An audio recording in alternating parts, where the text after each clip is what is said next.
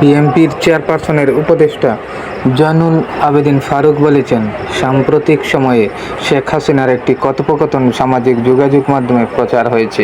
সে থেকে বোঝা যায় তিনি আবার দেশের ক্ষমতায় আসার জন্য চেষ্টা চালাচ্ছেন। তাই আজকের সকল মানুষের দাবি, আওয়ামী লীগকে নিষিদ্ধ ঘোষণা করতেই হবে।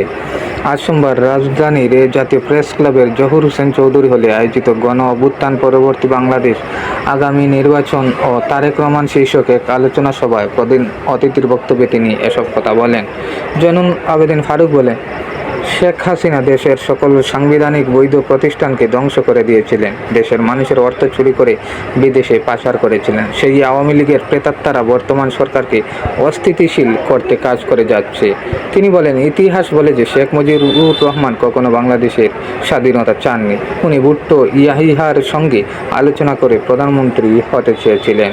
এদিকে আওয়ামী লীগকে ক্ষমতা রাখার জন্য শেখ হাসিনা 2041 সাল পর্যন্ত কর্মসূচি গ্রহণ করেছিলেন।